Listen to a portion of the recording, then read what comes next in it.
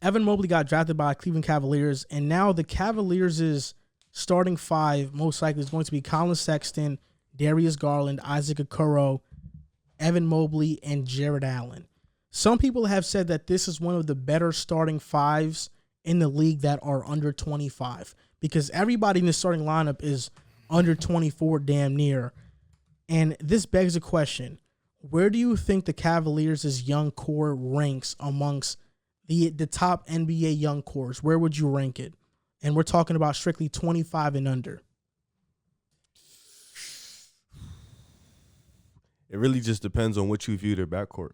You know what I'm saying? I think Mobley, obviously, he's not proven. Okoro, a lot of people weren't high on Okoro. And I think right now what we've seen from him is that he's a really good defensive player so far. Has a lot of room to grow. He's still a little raw on the offensive end, but he's a really good defensive player. Evan Mobley, we haven't seen. Jared Allen, I think we know what we're going to see, and we know what he is. Garland, he kind of broke out last year and kind of got in his groove as who he is. Colin Sexton, I think we kind of got the idea of what he's going to be. So, like, stacking it up, we can go down the list. I think Atlanta, better. Memphis, better.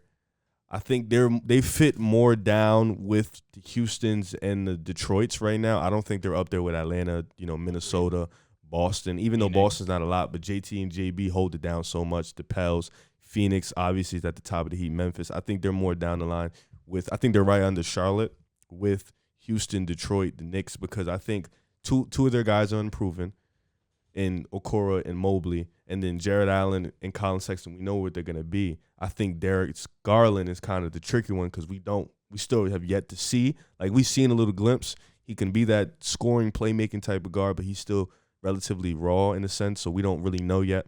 So I think they definitely they can fall into the top 10, but towards the end of the top 10 or creeping out the top 10. So you have them right now just on the border of 10. Cracking at the door, because with them, Houston and Detroit, it's a wait-and-see process for their main guys. You know what I'm saying? Still a wait-and-see process. Charlotte, we kind of know what LaMelo's going to be.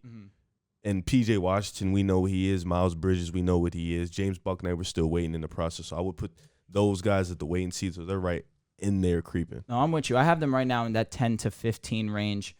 And this is all indicative of what Mobley can be. If Mobley can be better than that, no doubt, I think they've definitely creep into that top 10, especially when you have the bigs of Jared Allen and Mobley running that down low paint. It's going to be tough to score on them on that interior part. Now, like you mentioned, you have Garland, you have Sexton. Okoro needs to show me something more offensively. Defensively, he's definitely a good piece, but at the same time, 9 points a game rookie season.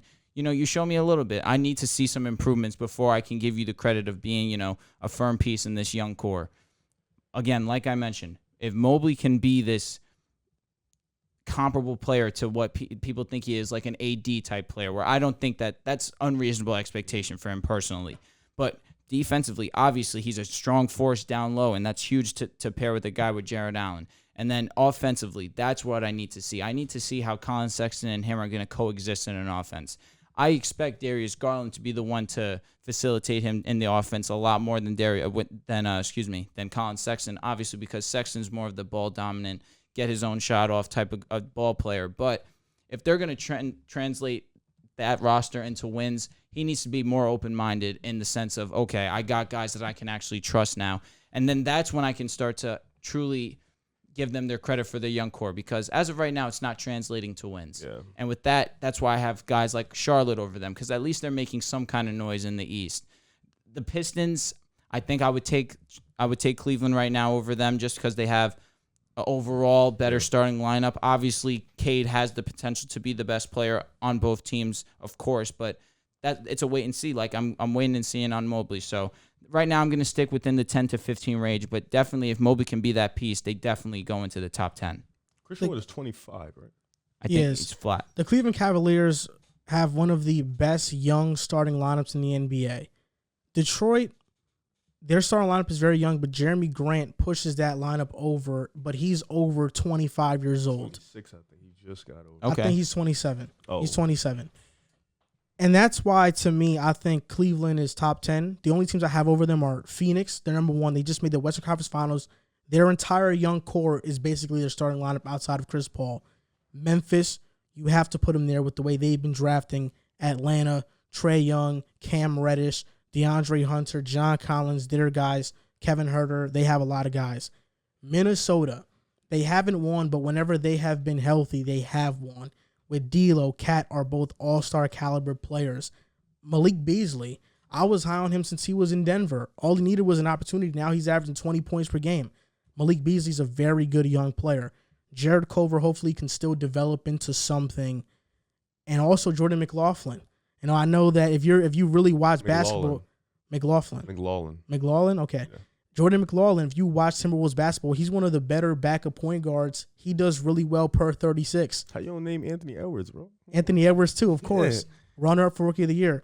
So they have a solid young core. Then you look at Boston and the Pelicans. Their young core has deficiencies because outside of their top two guys in Zion Ingram, Tatum, and Brown, their young core drops off tremendously. Pelicans, it's Nickeil Alexander-Walker, Jackson Hayes, Najee Marshall, and then with Boston, it's Payne Pritchard and Aaron Nesmith pretty much. And then the Hornets. I agree. Because they are more proven, you put them over Cleveland. But I'm putting Cleveland over Houston. I'm putting Cleveland over Detroit because I put think them over the Knicks. Absolutely. Because when you talk about Cleveland versus Detroit, first off, Cade does have the potential to be better than the best player between both those teams. But you look at Darius Garland versus Killian Hayes. Garland has that matchup. You look at Sadiq Bey versus an Evan Mobley type of guy. I think Evan Mobley wins that matchup. You look, and then outside of those guys, that's really it, right? Because it's really Killian, Cade, Sadiq Bey, and then Isaiah Stewart. So Isaiah Stewart between Jared Allen, you have Jared Allen. Diallo gave good minutes last season as well. Who? Hamidou Diallo. Hamadou. Yeah, he's a restricted free agent right now. Okay. So Cleveland, that's why I would put them over Detroit and even Houston, because Houston still they have a bunch of wait and see guys. The only guys that we have seen something from are Wood and KPJ and Jayshawn Tate, but I wouldn't even classify Jayshawn Tate in this conversation because he is about to turn 26 years old. And that's why I'd put Cleveland at number 8, because I think Evan Mobley, he's going to be a game changer type of player. I think he's going to fit pretty well next to Jared Allen because he can switch 1 through 5. And his offensive game is polished. I think he'll develop that three-point shot in his game. And I think Evan Mobley is going to be an all-star player. Let me ask you a question.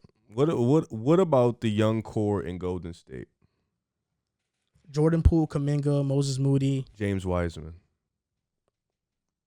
I wouldn't put them over Cleveland. No, I'm saying, where would you rank them in outside general? the top 10? Because so like Wiseman, we don't know what he is yet. Agreed. And there's arguments between him versus Onyeka right now. We're not even sure if he's going to be better than Onyeka. And then you look at Jordan Poole. He's good, but kind of like Kobe White, he's a spark plug off the bench. We still have to wait and see what he's going to become. Moses Moody and Kuminga are the key for their young core. You're taking Houston's over Golden State? Absolutely. I agree. Absolutely. I agree. Yeah, definitely. I would. It's just like, because with Cleveland, it's like, it's tricky. Like I said, the two guys, Okoro and Mobley, really have a chance to really define this young core. Do you believe in Okoro? I don't mean to cut you off, but I do. Okay. So what do you think he could be? Off last season, I was really high on him. It's tough to gauge what he could be, truthfully. I was high on him coming out of college. Mm-hmm. You know, I was high on him.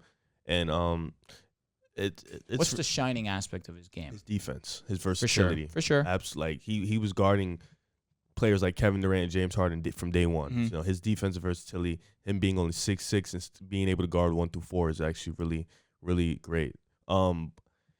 His ceiling, it's really hard to say. I really don't know, you know, because it's like his offensive game coming out was so raw. Yeah. It's really hard to say what he can be, but he really has a lot of potential because he really works hard. His defense is already set in stone in year 2. So it's hard to say, but I think those two guys really are the key. I think Garland still has a lot of promise. I think Collins going to be what Collins is going to be, and same with Jared Allen. But those two guys really have a opportunity here to change the narrative of this young core. Okay. So it's tough. Like, I could have threw out teams like the Kings, but they only got De'Aaron Fox and Halliburton, and Bagley hasn't proven anything, and that's really about it. So, Buddy? You know, Buddy's not young. He's 29. Really? Oh, my God. I forgot he was a senior when he came out. No, you're not 29. He turns 29. You're right. I completely got 4 years at Oklahoma. Not even 4 years. He was 24 coming out of college. just crazy. Yeah, but he was so dominant. You know, For real, he was really good in college. Yeah, I would, like I said, that core Cleveland, Detroit, Houston is really a wait and see for me. Like I got to see what they show me this year because they have a lot of rookies that's carrying the weight for them.